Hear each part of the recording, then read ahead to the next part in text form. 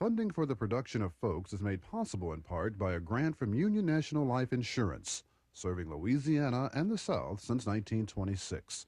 A family-managed corporation providing whole life insurance.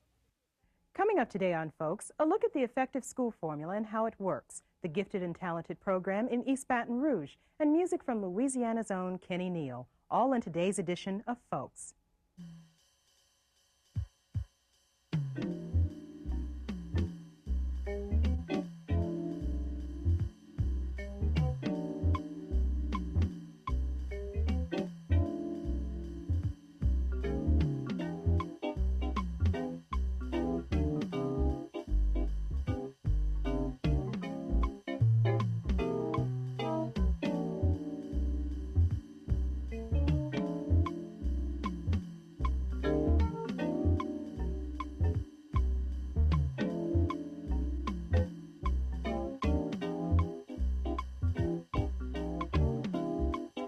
Hello and welcome to Folks. I'm Sonya Masingale.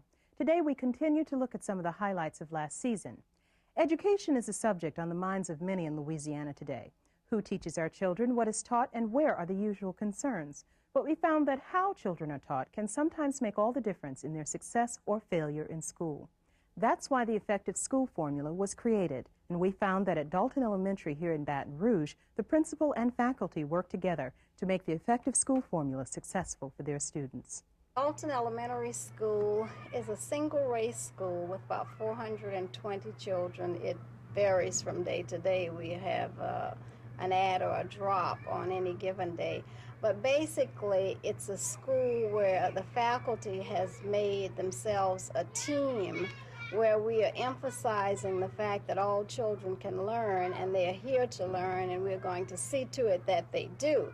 So I think that encompasses what our goals are, working toward the fact that every child who comes needs to have some success on a daily basis. And what I usually say to them when I'm on the intercom in the morning is, be certain that you learn something new today that you can share when you go back home and tell your parents about. Alberta Jones has been principal of Dalton Elementary School for about 5 years. She says the effective schools formula can work when it is adjusted to suit the needs of a particular school. What is that?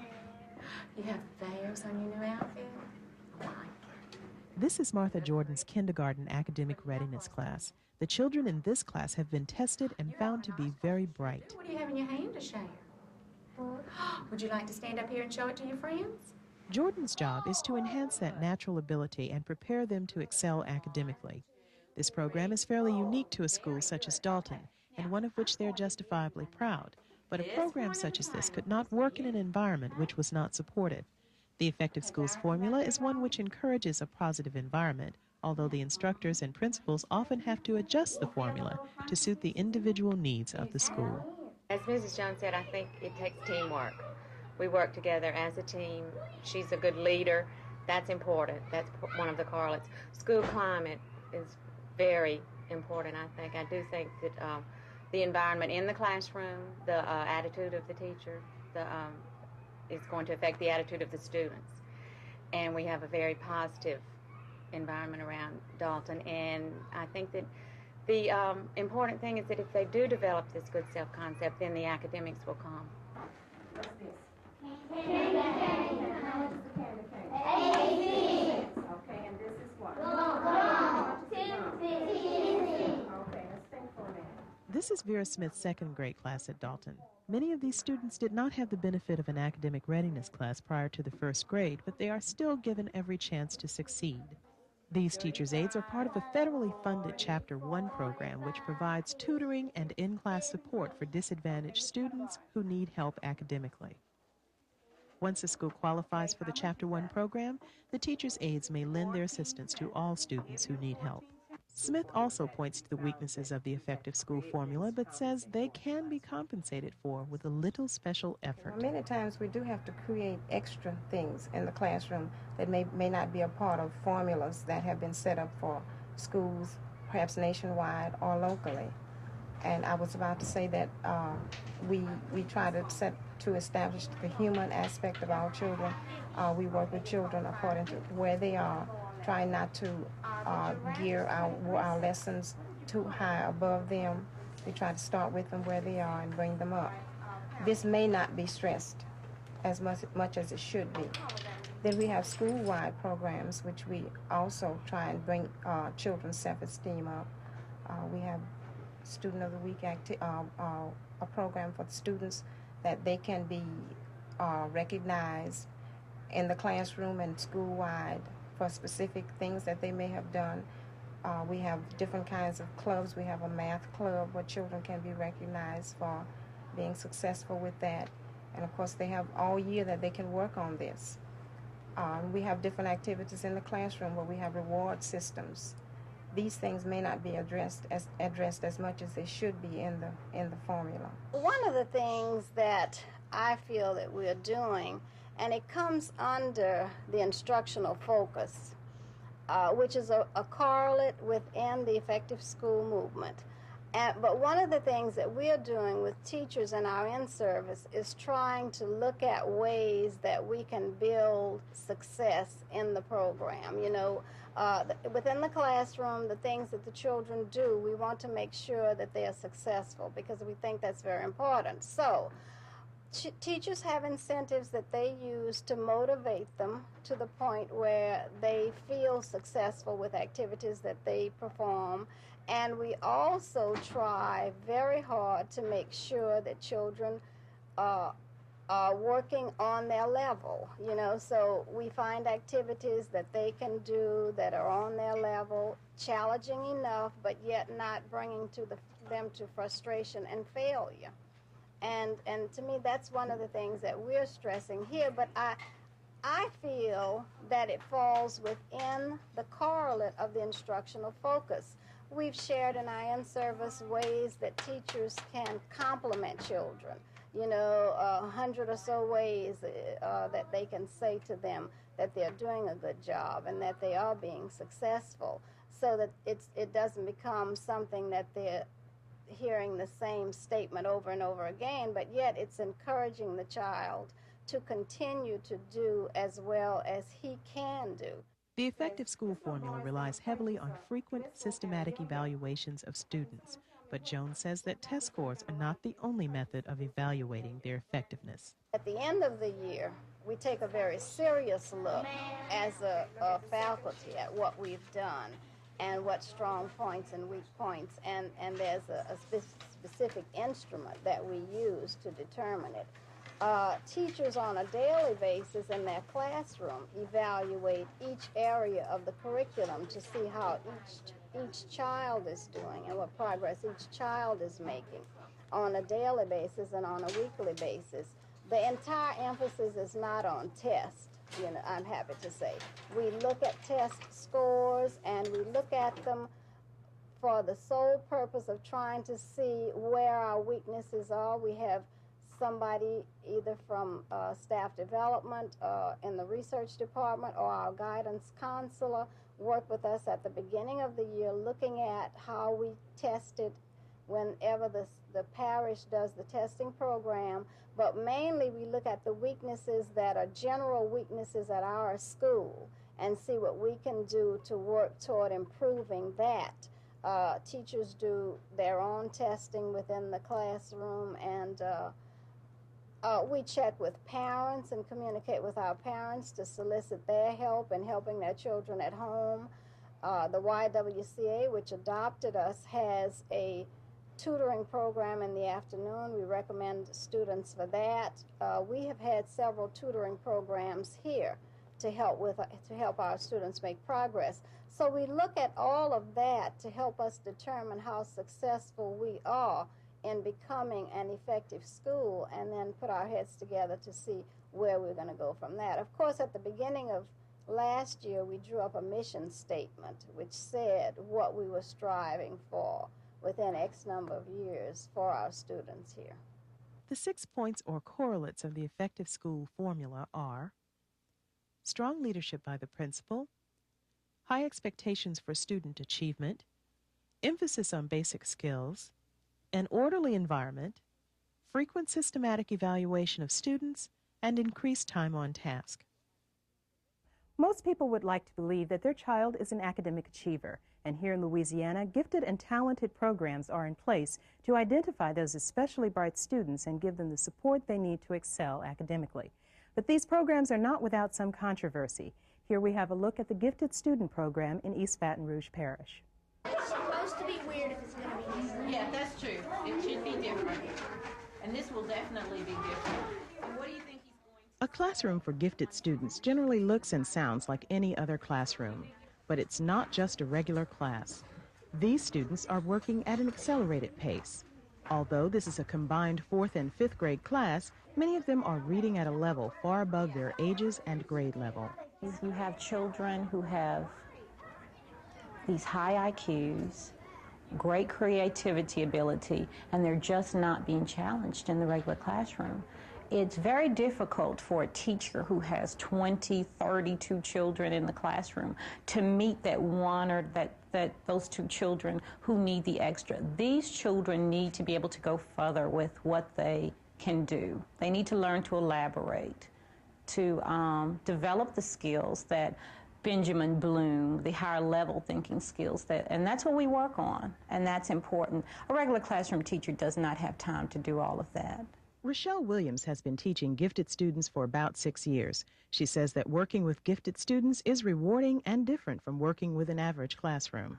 There is no one definition. There are a lot of definitions. I think that a gifted child is a child who's creative, a child who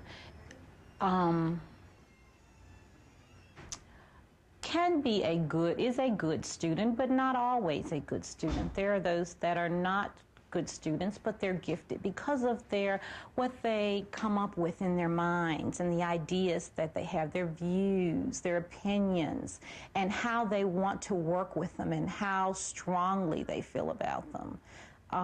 There's no one definition. It's a collaboration of a bunch of different things. It's in the child. The children are eager to learn. They want to learn. But then I can see that in the regular classroom too. You have parents. The parental support is a big difference. They're behind those children. They're interested. They know that Johnny's gifted and they want him to achieve. That has a lot to do with this situation than the regular classroom. The children are interested in certain things and they have a desire to want to do it more. Sometimes they don't. Sometimes you have to have a variety of things for them to choose from for them to see. Other differences are there's a lot more to work with in the gifted program with the children than in the regular classroom.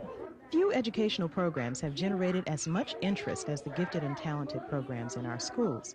Interest and controversy. There is some concern being expressed that the enrollment of minority children, specifically black students, is down. That's a problem that we are currently trying to investigate.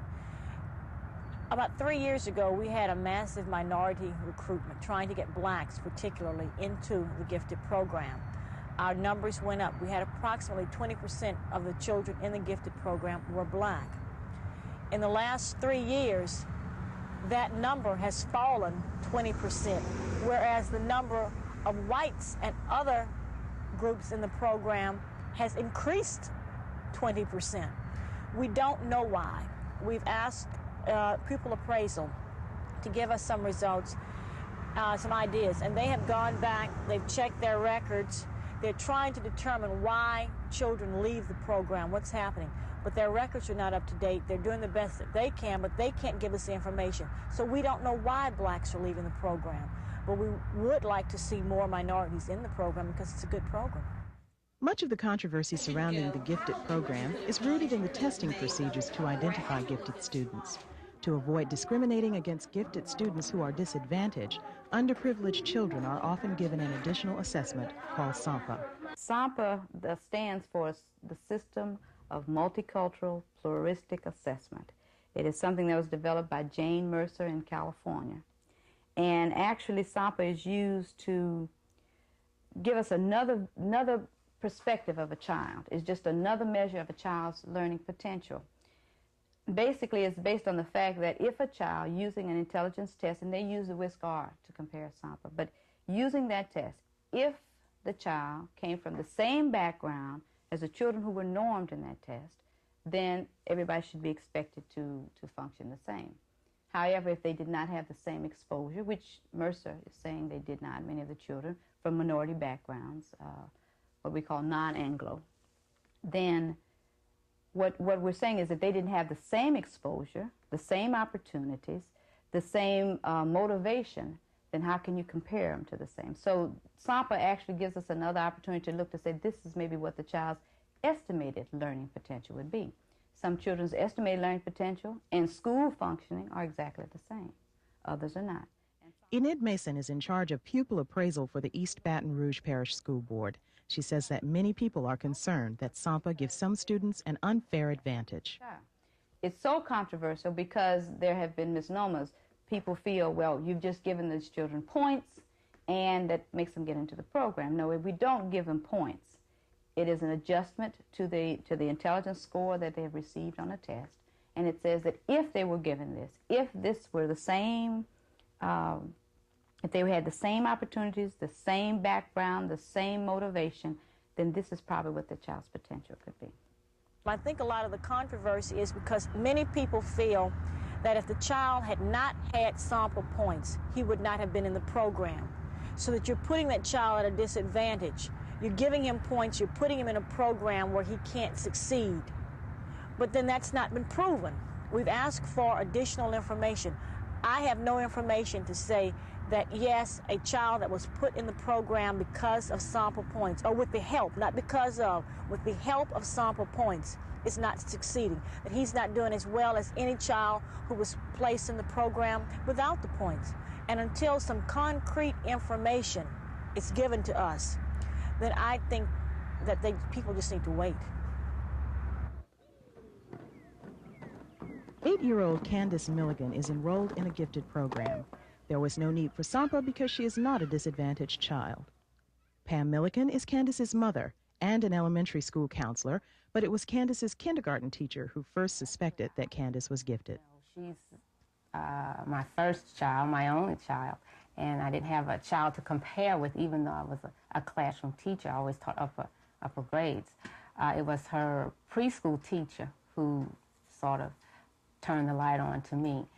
She was in preschool in Metairie, Louisiana, and when she was 4, they talked a lot to me about putting her in a special school. Well, I decided to move, and then it was television. There was a spot that was done concerning testing of children, preschool age, and so I took her down and got her tested, and that's how she got in. But it really wasn't any significant thing that I recognized in her as a parent. Milligan refers children from her school for gifted testing, but thus far has not been able to enroll any of her students in a gifted program. She says that even SOMPA cannot make up completely for a culturally deprived background. I work in an area that's very economically deprived, and realistically speaking,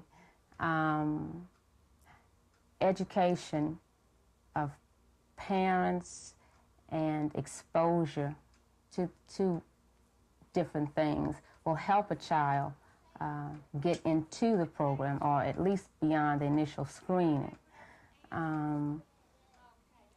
I feel that a lot of the children that I have worked with haven't been to preschool. Their first contact with formal education is 4 years old, where sometimes a lot of children who are in the gifted program have been in preschool at least from 2 years old and have had some kind of formal education. Well, a lot of my children who I have referred didn't have that. You know, their first contact with formal education began sometimes at 5, because it was just, this is the first year that kindergarten has been mandatory. So I've had children who didn't have any formal education for the first 5 years of their life. Cultural background seems to have an effect on children in the classroom. But other than testing, how can a teacher or parents identify a gifted student? Are grades the only measure of a gifted child? A lot of times, Sonya, children are overlooked simply because they don't make the A's that some teachers think they need to make.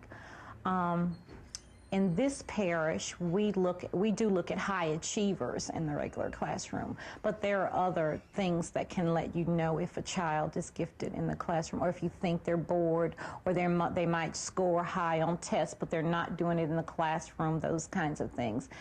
Grades are not always important.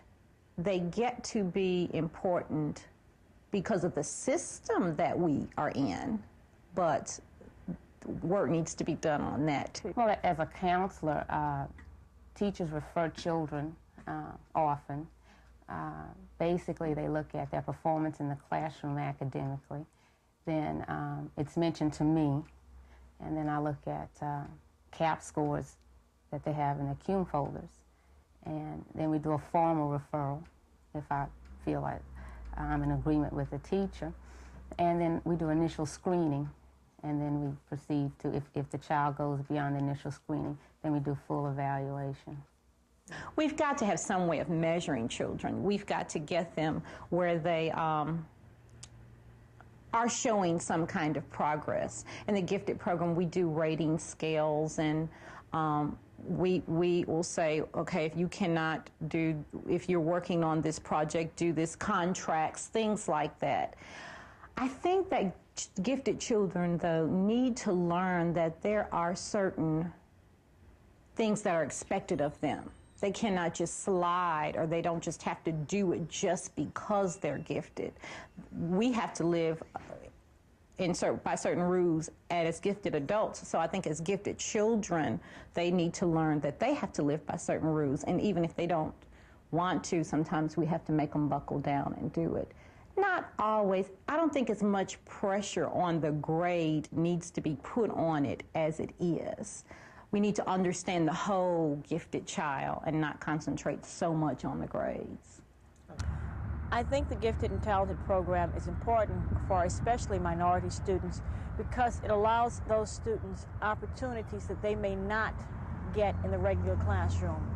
The ratio of children to teacher in the gifted program is smaller. It allows for more individual attention. It allows those children to go horizontally in the classroom. They can go more in depth into matters, whereas in a regular classroom they couldn't get that. It's not that the teacher doesn't want to do it, but because of the limitations of class size and the different levels that she has in a particular classroom, she can't always do it. So I think the gifted gives those children a little more insight, things that they can do. We're trying to meet the needs of a certain segment of children in our school system. As a parent and as a counselor, that's my opinion about that. That we just are trying to meet that group's specific needs. You've got to start somewhere. And until it is realized in Louisiana that education is the key to the future, we have to work with what we have. But I would love to see the same opportunities for all children. It would definitely be beneficial. We're going to wrap up today's program with a little music from Kenny Neal, one of Louisiana's youngest and most successful blues musicians.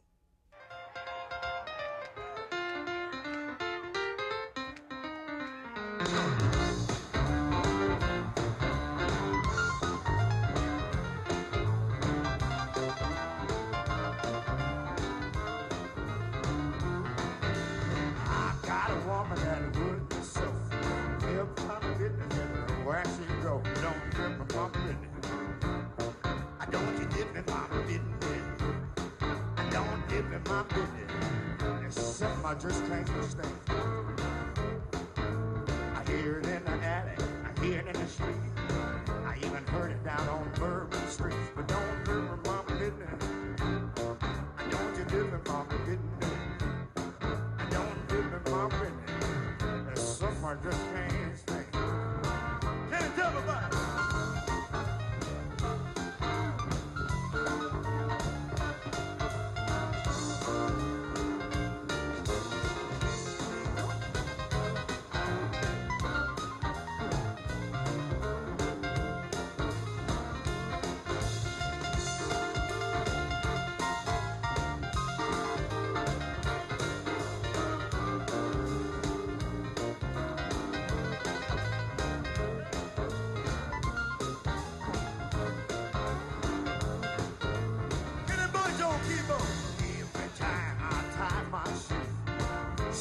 tell all of that. Every time I change my tune, she goes tell all of you all. Don't give me my business. It's something I just can't stand. Come on, y'all, help me out now. Don't give. Put your hands together. Don't do it. Don't do it. Don't do it. All right now. Don't do it. Come on, y'all. In my business.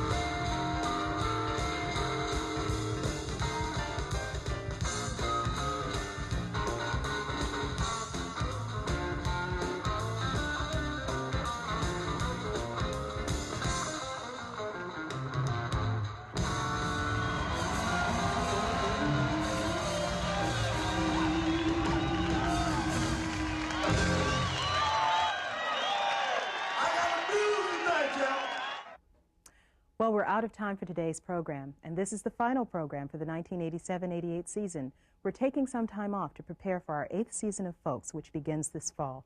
Thanks for watching. We'll see you again in the fall with brand new editions of Folks. Have a safe and happy summer. Bye-bye.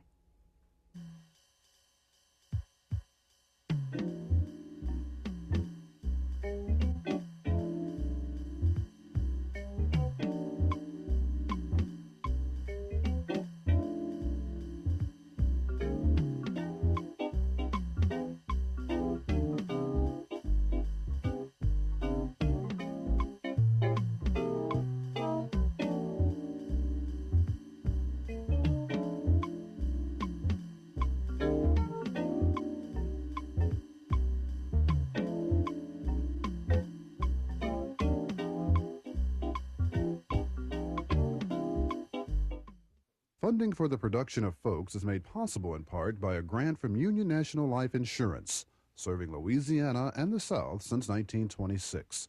A family-managed corporation providing whole life insurance.